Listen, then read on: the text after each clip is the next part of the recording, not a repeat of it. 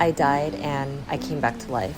Divorce is essentially a death of your old self, and it's so hard to let your old self go. You just have to trust.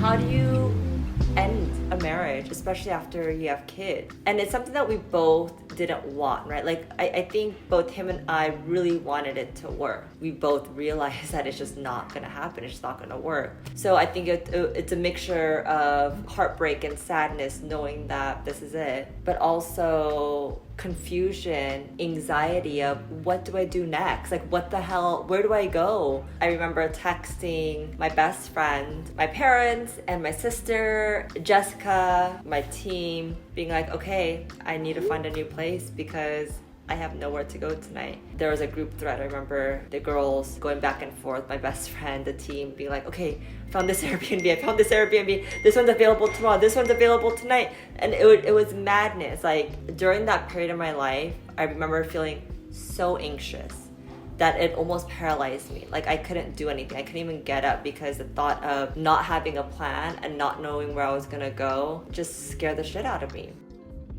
It's hard. We're fighting for our relationship for the past 5 years, and we both really wanted to make it work. And we both tried really, really hard. As we tried harder, the more friction there was, and we just realized that we're just not good for each other. You know, I grew up in a 2-parent household. My parents were amazing. They're still amazing. They're still together. They're still in love. And I've always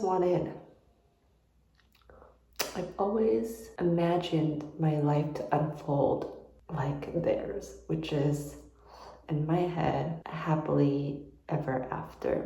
And I think that's the hardest part, is knowing that our kids are now having to spend their time separately with us, and it's no longer one big family. We found a cute little home that we rented, I think, for about a month. My parents, they actually came down to LA. They were living in the Bay Area. They were coming for an indefinite amount of time. As soon as they saw me, they both made a decision that they were gonna sell their house up north until I was better, until I found, I was back on my 2 feet.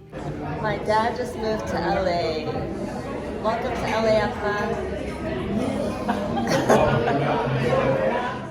Hi. I should be better looking. It's okay. Feels like we've been living together for like 2 so years. much thing. Thank you guys for You're working welcome. You're very welcome. We're our family. That was the hardest part for me, because I don't like to view myself as a burden on people. Like, I always try to take the responsibility from people, but the fact that my parents were gonna move down to help their helpless daughter, I was very thankful and grateful, but I also felt really bad at the same time. So it was a mixture of emotions of like feeling grateful, but also feeling like shit because they had to leave their home. Okay. They were an instrumental part of my healing. I think without my parents, I wouldn't be here. My mom would cook for me every day. She would cook for my kids. She would do the laundry, would take the kids to the park, because I literally was paralyzed. Like, I couldn't do anything. Oh man, she is the ultimate typical Korean mom. Not just breakfast, lunch, dinner. It's breakfast, post-breakfast snack, pre-lunch snack, lunch, post-lunch snack, pre-dinner snack, dinner, post-dinner snack, dessert, tea, fruit, every single day. Thank you, Ma. Yeah, you're welcome. 힘내, 소정. 힘내. I remember every night my dad would like bring out his guitar and he would like play me these songs to make me feel better.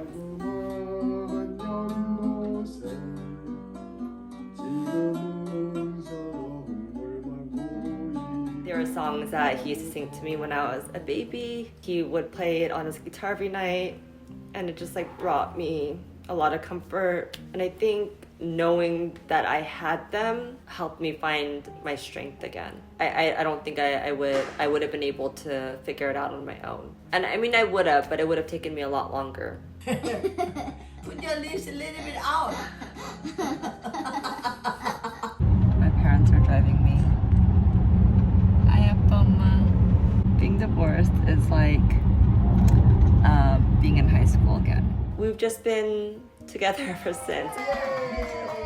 Coming from a very traditional Korean Christian family, I wasn't sure how they were gonna take it, but they full-on embraced it, and that's something I'm very, very proud of, and we're learning along the way. And my parents definitely have a very open view about marriages now. They're very limited and narrow-minded before, and so was I. But I think this whole experience has led to all of us just really not judging anyone for what they're going through, because you really don't know the backstory. And my sister, she was amazing. Even though she's my little sister, she's definitely a wise one.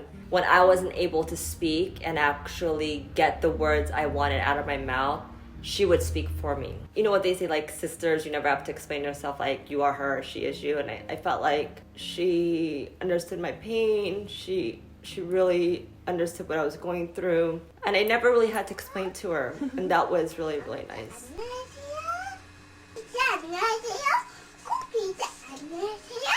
And so yeah, I think about all the people that showed up in my life during that time. Even though it was a sad time, it was probably one of my happiest moments because I received so much love from so many people. During this whole process, I truly understand what selflessness looks like, from my friends to my parents. I never imagined that I would say this out loud, and I know that I still have a long ways to go to get to the other side, but I feel really loved and encouraged by my divorce, which is so weird because I always thought that divorce meant anger and hostility, but I actually felt the opposite. And I feel so inspired by my community, my friends, and my family.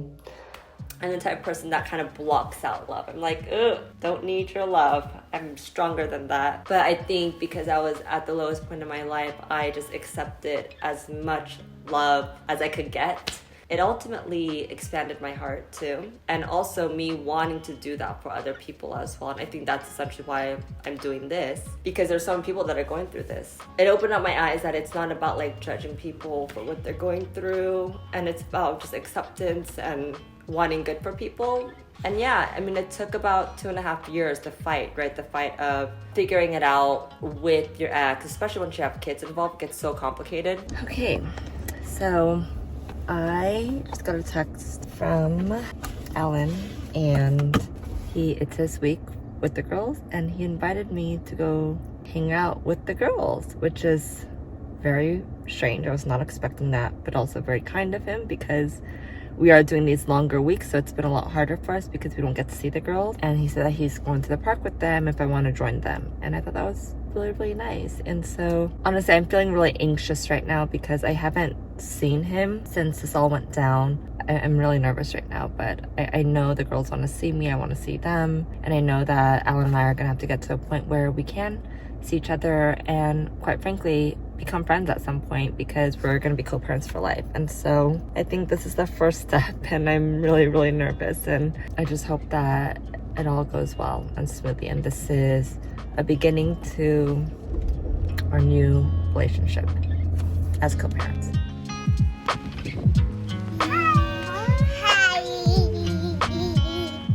What are we doing right now? We're ready for the sunset. Were those your favorite photos, Chloe, that you found?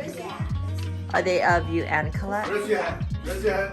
I mean, I know I wasn't on YouTube back then during this time, but even the DMs that you guys would send me sharing like your stories, it was all so healing. It just allowed me to realize how important it is to be loved, and it's okay to need love. I think it was one of the most valuable experiences ever because of that, because I feel like I know myself better than ever before. Divorce should actually be named like one of the scariest roller coaster rides at a theme park, because it's literally a roller coaster ride. One day you're gonna be so high and excited, the other days you're gonna be so low and depressed, and it's just an up and down battle.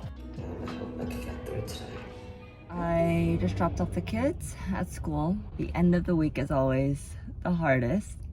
I never thought that I would be separated from them. I thought they would be with me forever, every day. As I'm starting to open up to people about my story, me being vulnerable, the more they open up. And it's just been so beautiful to connect with people on a whole nother level that I've never ever connected with people on before. Even like Su Chin, one of my closest friends, you know, she said that she wanted to come because she needed some mom time or some alone time from the family and the kids. But I think deep down inside, she also wanted to make sure I was okay. And she was just making me laugh the whole time. And you've not let yourself be happy. I like for the first time ever, including you and Lynn, like I let you guys in and I was like, oh my God, this is so overwhelming. Like I'm getting so much love and help, you know, and I've never let you guys in before, you know? For sure. Yeah, and so there's no pressure to try to figure out. I know you are the planner and the... Like, I need to know the answer now. Exactly. You're like, okay, so then if I buy the ticket now, okay, so how do I... What do meet my next lover and then... exactly. Like, and then what if he wants me to move there? I mean, like, I was like, what are you talking about? We're like, okay. All right, she's processing. Okay. What will she do if the person she hasn't met yet in the city she hasn't lived in yet asks her to stay in the relationship she hasn't had yet? I don't know, Chris. But I'm sure by the time you get there, you will have... Oh my God. It's okay. It's okay. You just process.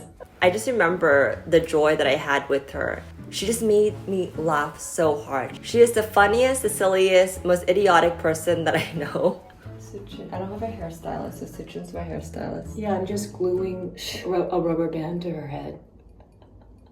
Anytime you need anyone to glue your hair. No, not to style it, to glue it. I only do one thing. I trained at MTV for this. I think about 6 months into it, I was like, okay, I gotta like get out there. I gotta be out there with my friends.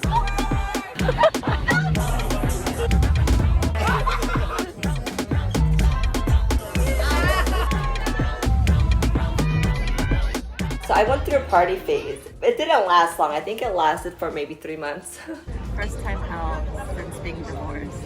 Feels really weird. And I'm drinking. I never drank. Oh my God. So salty. It's called alcohol. I never went through a party phase ever in my life. In college, I wanted to go out, I didn't have money. And then once I had money and became successful, I had too many responsibilities. I was running a company, I had my family to feed, I had, you know, too many things on my plate so I could even go out and enjoy and party. Or so I thought. That was like the mindset that I was in. So I never really got to go out there and party and have a good time with my friends. And I actually did that. Oh my God, mom's gone wild. Like literally mom's gone wild. We're acting like teenagers right now. I'm scared. We're going. I like. For a while, I felt like a college kid just going out having fun. No responsibilities on the weeks that I didn't have the kids. It was a blast. I think community is probably the most important part during this process. And I think it's really that connection through the community, through people that have shared experiences that one allow you to see hope.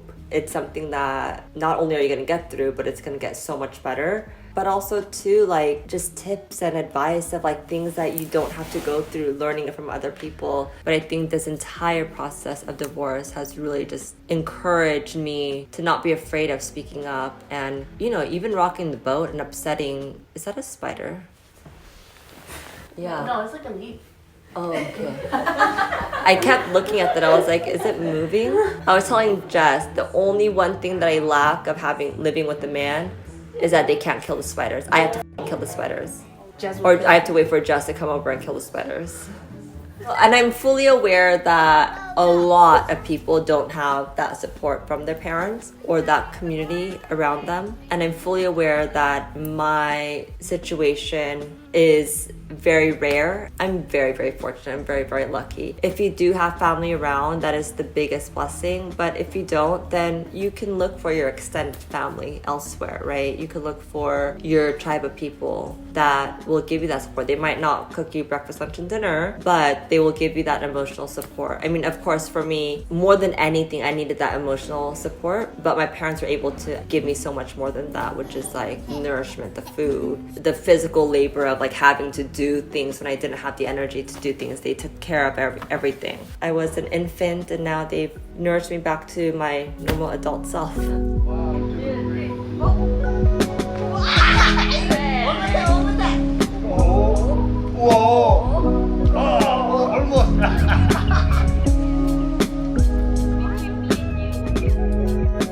I always say today's struggle is tomorrow's strength, and I knew that I was armoring myself with resilience as I was navigating through this chaos and as I was navigating through this unknown territory with my close friends and family. And trust me, you don't need hundreds of people to understand you or have everyone on your side. You just need your core group to help you navigate through this chaos, and that's exactly what I did. The pain was strong, but the gift of divorce was bigger than I could ever imagine. My people showed up for me, and it was the most beautiful thing I've ever experienced.